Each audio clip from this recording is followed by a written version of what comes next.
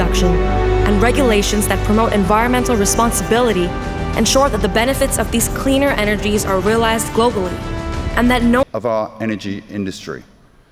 As we convene here today, we are reminded of the urgency with the elephant in the room, and that is the geopolitics that we've seen unfold over the last 3 or 4 years on the forces for the Republic of Egypt. Good to see you, Karim. Very new to the position. We're delighted to have you here. MG summits, as always, His Excellency Alparslan Bayraktar is the Minister of Energy and Natural Resources for Turkey. Thank you very, very much.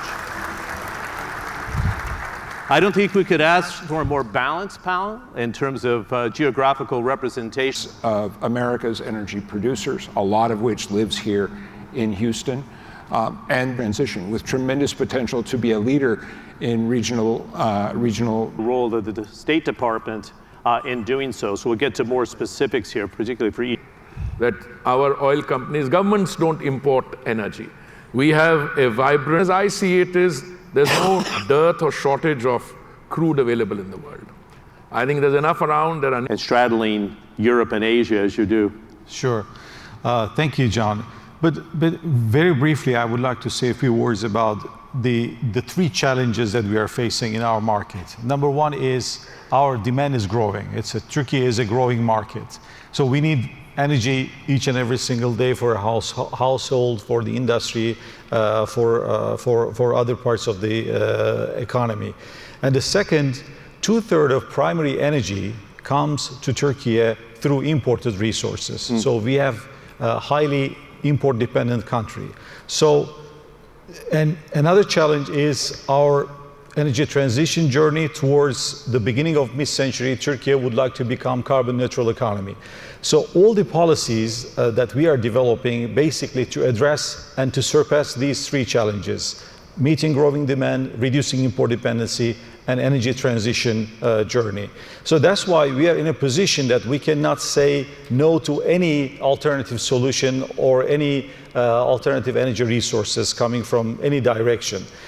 And in that perspective, we try to develop a long-term, ambitious upstream program in Turkey. That's why in 2020, we were able to discover the Black Sea gas field.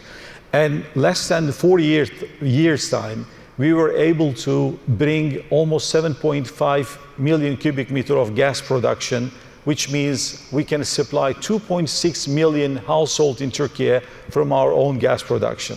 And there is a great potential to grow these numbers.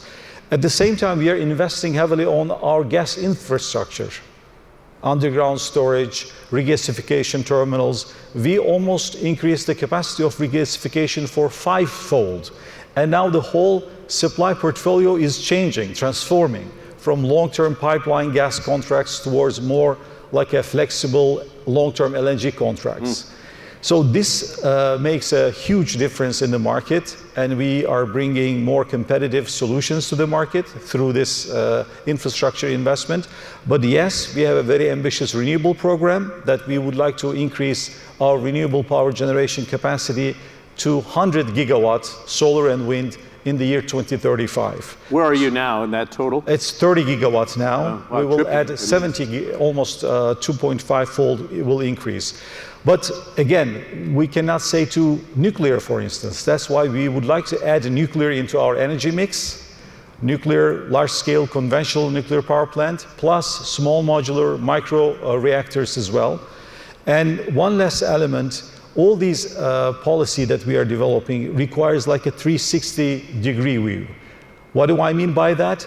We would like to also focus the whole value chain from critical minerals, we haven't discussed too much in here, but from critical minerals, exploration and extraction, to manufacturing of solar panels and some new technologies, as well as to digitalize our network and increase the capacity of our transmission grid to be able to integrate more renewables, as well as to integrate our grid to neighboring markets to be able to have a more efficient system operations. Yeah, so if you take us that our societies need to move forward. Good. I think from India, I think it would be great, Mr. Puri, and the roles that you two play together.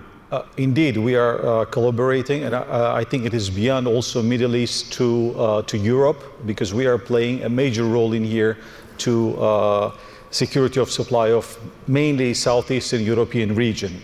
Because the gas is quite crucial, not only for Turkey, but also for the region. And since we started to produce our own gas, but at the same time, we invested heavily on pipelines, international projects. We invested heavily on regasification capacity to increase in the country.